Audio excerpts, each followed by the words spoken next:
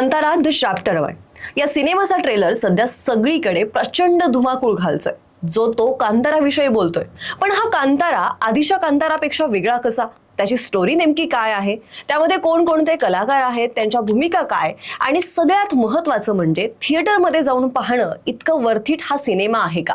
या आणि अशा सगळ्याच प्रश्नांची उत्तरं आपण या व्हिडिओच्या माध्यमातून जाणून घेणार आहोत आणि त्यामुळे हा व्हिडिओ शेवटपर्यंत नक्की पहा।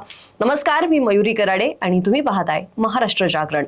सगळ्यात आधी मला हे सांगायला आवडेल की कांताराने म्हणजेच आधीच्या कांतारा या सिनेमाने 15 ते 16 कोटींच्या बजेटमध्ये 400 कोटींचा गल्ला जमवला होता। तसं बघायला गेलं तर पठाण असेल किंवा मग पुष्पा असेल, हे सगळे सिनेमे प्रेक्षकांना प्रचंड आवडले होते। पण ते आवडण्यामागचं कारण त्याला लावलेलं बिग बजेट सुद्धा होतं। मात्र कांताराच्या बाबतीत गोष्ट थोडीशी वेगळी आहे। या सिनेमासाठी फक्त 16 कोटी लावले गेले होते आणि 400 कोटी कमावले गेले होते। पुढे हीच गोष्ट कांतारा या सिनेमाला इतर सिनेमांपेक्षा वेगळी ठरवत होती। मात्र आत्ताचा कांतारा द चॅप्टर 1 हा प्रिक्वल जो आलेला आहे, त्यानं मात्र लो बजेटचा मुद्दाच मुळापासून खोडून टाकलाय। आता याचं कारण म्हणजे कांतारा द चॅप्टर 1 ने 100 कोटींचा बजेट क्रॉस केलाय, ज्यामुळे कन्नड सिनेमांमध्ये बनलेला हा मोस्ट एक्सपेन्सिव्ह सिनेमा ठरू शकतो, ज्याचं बजेट KGF चा सिक्वेल म्हणजेच KGF 2 पेक्षा सुद्धा जास्त आहे। म्हणजेच साधारण 125 कोटींच्या आसपास याचं बजेट आहे। आता यातून दोन गोष्टी क्लिअर होतात। पहिलं म्हणजे कांतारा द चॅप्टर 1 या सिनेमात खरंच असं काहीतरी असू शकतं ज्यासाठी 100 कोटी सुद्धा कमी पडतील, किंवा मग इतर सिनेमांप्रमाणे पैसे कमावण्याचं लालच याही सिनेमामध्ये आलं असावं। असो, नेमकं काय आहे सांगते। त्याआधी तुम्ही अजूनही आपल्या महाराष्ट्र जागरण या YouTube चॅनलला सबस्क्राईब केलं नसेल तर नक्की करा, कारण मनोरंजन, क्राईम, शेती, क्रीडा, राजकारण आणि सगळ्यात महत्त्वाचं म्हणजे जे तुम्हाला बघायला आवडेल, जे तुमच्या गरजेचं आहे, असं सगळं आपण या महाराष्ट्र जागरण नावाच्या नव्या कोऱ्या YouTube चॅनलच्या माध्यमातून तुमच्यासाठी घेऊन आलेलो आहोत, येणार आहोत। आणि त्यामुळे लगेच ताबडतोब आत्ताच आपल्या महाराष्ट्र जागरण या YouTube चॅनलला सबस्क्राईब करून घ्या। बाकी presentation style, unique concept, cultural value, devotional value आणि सगळ्यात महत्त्वाचं म्हणजे क्लायमॅक्स नंतरची ऋषभ शेट्टीची ऍक्टिंग, या सगळ्यानेच कांताराने प्रेक्षकांच्या मनात एक वेगळी जागा निर्माण केली होती। कांतारामध्ये जंगल वर्सेस राजा अशी स्टोरी पाहायला मिळाली होती, ज्यामध्ये कशा पद्धतीने त्या जंगलाला स्वतःची प्रायव्हेट प्रॉपर्टी समजून ते हडपलं जातंय यावरती तो सगळा मूवी आधारित होता। शिवाय ऋषभ शेट्टीचं कॅरेक्टर या सगळ्याच्या मध्ये होतं। त्याचे वडील त्याच्या लहानपणी त्या जंगलात अचानक गायब झालेले असतात आणि यानंतर दी कांतारा चॅप्टर 1 हा सिनेमा 2 ऑक्टोबरला रिलीज होत आहे।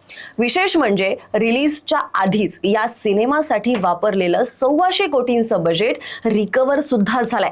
रिपोर्टनुसार Amazon प्राईमने या आधीच या सिनेमाचे सगळ्या भाषांमधील राईट्स हे विकत घेतलेले आहेत आणि त्यामुळे यानंतर जी काही कमाई होईल ती वेगळीच असणार आहे। काहींच्या मते हा सिनेमा आरामात 500 कोटींचा गल्ला जमा करू शकतो। आता याचं कारण म्हणजे काय?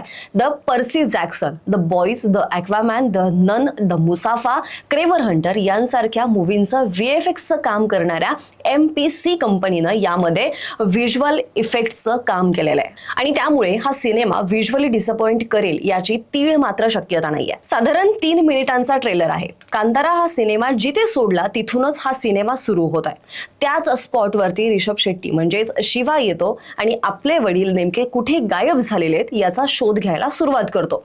त्याला एक स्टोरी सांगितली जाते। ती स्टोरी म्हणजे आत्ताचा कांतारा द चॅप्टर 1 हा सिनेमा।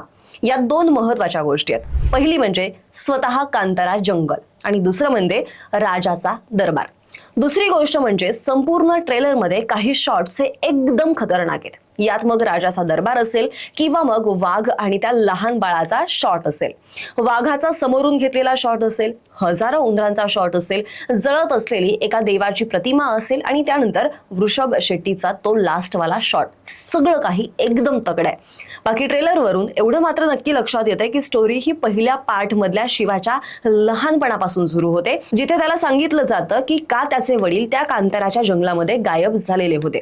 मुळात कांतारा या शब्दाचा अर्थच एक रहस्यमय जंगल असं असतं आणि त्यामुळे आत्ताच्या सिनेमामध्ये या जंगलाला कांतारा असं का म्हणण्यात आलेलं आहे याचं उत्तर मिळणार आहे। यानंतर डिटेलिंग व्यवस्थित अभ्यास करून केलेले आहेत। उदाहरणार्थ ट्रेलरच्या बरोबर 15 सेकंदवरती जर पॉज केलं तर तिथे राजाच्या दरबारामध्ये सूर्य आणि चंद्राची एक आकृती दिसेल, जी सेम कांतारामध्ये सुद्धा दिसलेली होती। त्यानंतर एक दगड आहे ज्यावरती त्रिशूल बनवण्यात आलेला आहे आणि तो दगड सुद्धा आधीच्या कांतारामध्ये दाखवण्यात आलेला आहे. दुसरी गोष्ट म्हणजे द कांतारा चॅप्टर 1 मध्ये मसाल्यांचा पण काहीतरी गौड बंगाल दिसू शकतो, कारण ट्रेलरच्या 1 मिनिटावरती पॉज करून जर पाहिलं तर त्याच्या खिशातून वेलची म्हणजेच वेलदुडे सांडताना दिसतात. त्यानंतर 1 मिनिट 10 सेकंदावरती जर पाहिलं तर राजा आपल्या हातामध्ये काळी मिरी घेताना दिसतो. 2 सेकंदानंतर बाजारातून हळकुंड आणि इतर मसाल्यांचं सामान विकलं जातंय असं दिसतं. आता हे सगळं तिथल्या राजाचा व्यापार असावा जे कांतारामधील लोक इल्लीगल करत असावेत असं वाटतंय. याच्याही पुढे जाऊन ऋषभ शेट्टीचं कॅरेक्टर जेव्हा राजकुमारीच्या प्रेमात पडतं तेव्हा सिनेमात खरी मजा येते, कारण तिथला स्थानिक राजा याच्या विरोधात असतो आणि ज्यामुळे साहजिकच तिथं जोराचं युद्ध होतं. पुढे परत एकदा ऋषभ शेट्टी एक वेगळं रूप धारण करतो. बाकी कांतारामध्ये जो डीओपी होता तोच सेम डीओपी इथे सुद्धा आहे. ट्रेलरवरून कलर ग्रेडिंग कमाल दिसतंय. मेकअप असेल, कॉस्ट्युम असेल, साऊंड इफेक्ट असेल, एडिटिंग असेल, सगळं काही एकदम भन्नाट झालेलं दिसतंय. हा, शेवटी जाता जाता एक बोनस पॉइंट आणि तो म्हणजे या सिनेमाचं नाव द कांतारा चॅप्टर 1 असं आहे आणि त्यामुळे याचा चॅप्टर 2 सुद्धा येऊ शकतो, जो शेवटी जमिनीच्या खालचा जो शॉट आहे तिथून किंवा युद्धातील विजयानंतर सुद्धा सुरू होऊ शकतो. त्यामुळे 2 ऑक्टोबरची वाट पाहावी लागेल. बाकी हा ट्रेलरचा रिव्ह्यू तुम्हाला कसा वाटला आम्हाला कमेंटमध्ये नक्की सांगा. सोबतच आणखी अशा कुठल्या सिनेमांचे रिव्ह्यू तुम्हाला आवडतील त्याचेही सजेशन्स नक्की द्या. आणि हो, जाता जाता आपल्या महाराष्ट्र जागरण या नव्या कोऱ्या YouTube चॅनलला सबस्क्राईब करायला सुद्धा विसरू नका. धन्यवाद.